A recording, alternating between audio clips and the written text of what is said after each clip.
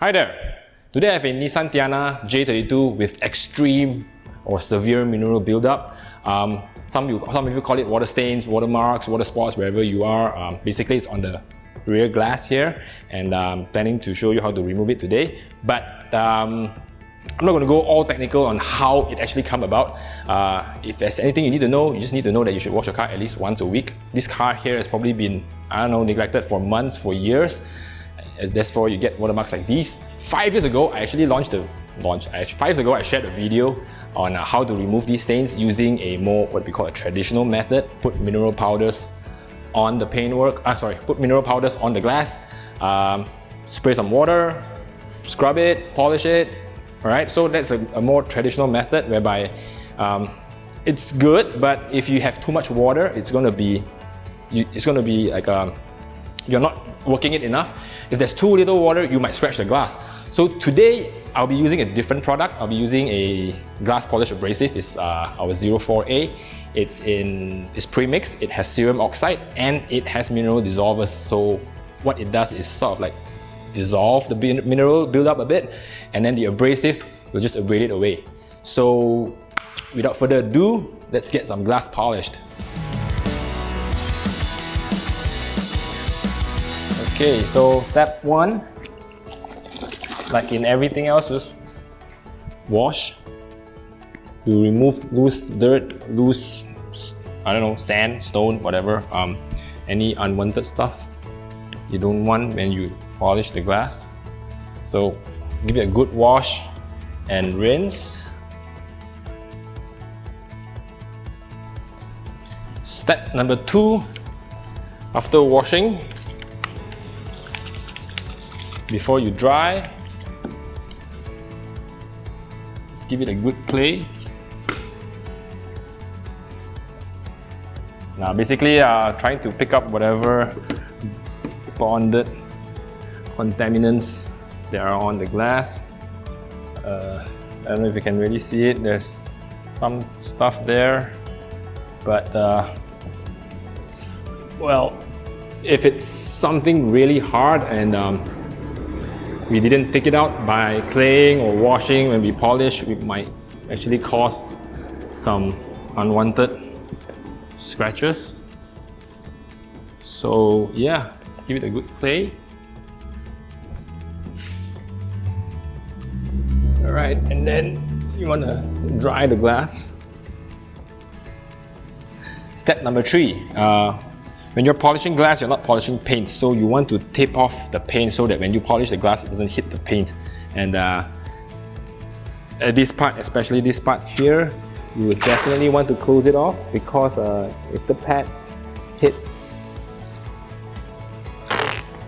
we'll be using a felt pad, by the way, and if the pad hits the paint, it's gonna cause serious damage. So you want to tape this up at all times. If you are, really afraid that you're gonna damage the paint, you can always do 2 layers like this, so that it builds like a thick wall, reducing risk of burning through the edges. So polish this side over here. Alright, over here you want to tape it up as well.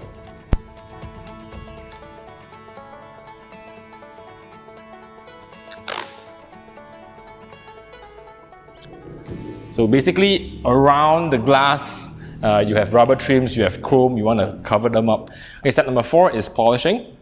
Before that, I just want to show you roughly the stuff that I'll be using. So I'll be using a rotary polisher, a 5-inch backing plate, interface, it's a soft interface, so that, okay, this is a felt, I'll be using a felt. The interface go over the felt and the backing plate, so that it provides a little cushion. Alright, so it is actually, because glass is really curved, with the interface it hugs better. Alright, this is the setup of that. And then the 04A glass polish abrasive. There's a little ball in it, so you want to shake it before using it.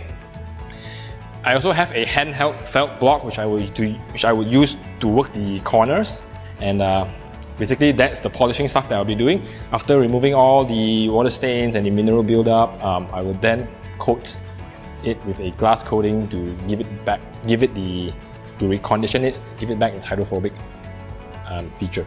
So yeah, let's get it done. Here's the tip on glass polishing.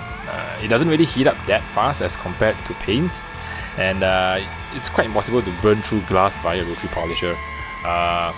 Although a DA technically produces less heat than the rotary, the DA I will not choose is because it cannot really work at the edges as near as a rotary can. So I'll choose a rotary here. And that being said, what we don't want is heat when we run the rotary. We want to run it cool. When we run it cool, the mineral dissolvers will act by dissolving the water stains, while the abrasive will scrub them out. Excessive heat, let's just say if we were to run it too fast, excessive heat from the polisher will cause rapid evaporation of the mineral dissolvers, hence the working time will be greatly reduced. Machine speed should be kept at around 800 RPM for maximum efficiency, and you want to apply a bit of pressure, just enough to keep even contact throughout the entire working surface. So let me just remove the tape to show you the 50-50 before I actually polish the whole glass.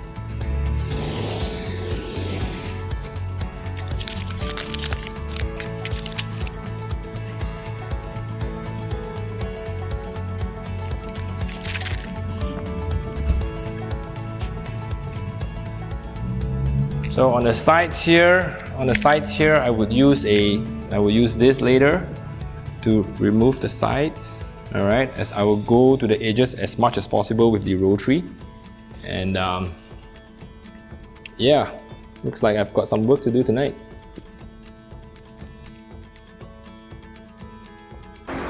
Now the thing about cerium oxide is it has the same hardness as glass, so it's much safer than using a car polish. Car polish usually are made with aluminum oxides. I would say, is that a bit too aggressive for paint? It's okay for paint, is that a bit too aggressive for glass?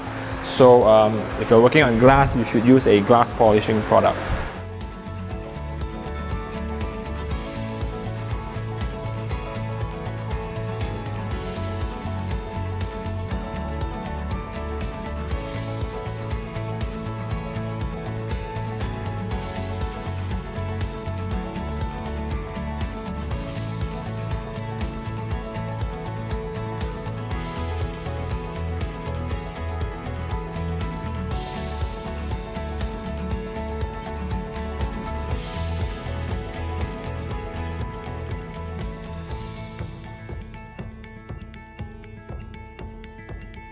Okay, step number 5, when you're done with all the polishing, you want to clean it up, you can either pressure wash or you could just use a damp cloth and wipe.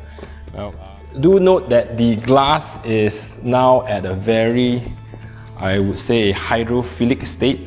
So you just grab some water, just spray it on, and you see what I mean. This is clean water. So it's like a slab of water right now.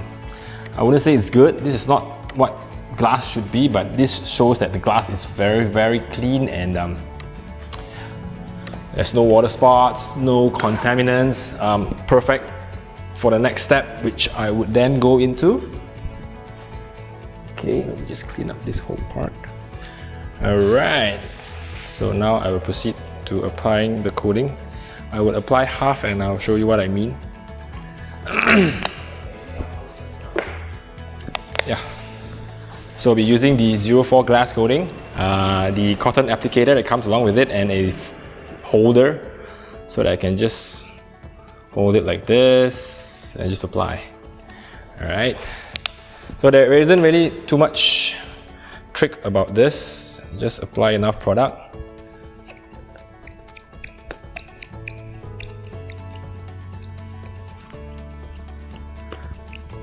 What you want is an even coverage.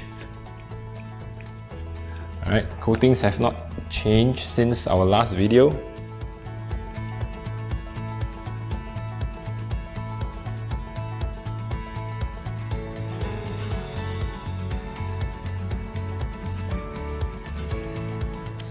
Yeah, so actually I'll just remove it after 20 minutes, and I'll just show you like the part that I've polished. and then the part that I've applied the coating, and you'll see the difference again. But never mind. 20 minutes later. Yeah, use damp cloth. Very fast. Actually need to wait for a while lah, but damp cloth can.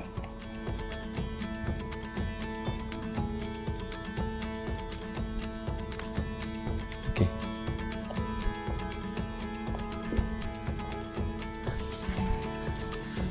Sprayer. So here is a hydrophobic finish, and the part here which I didn't apply the coating is a hydrophilic finish.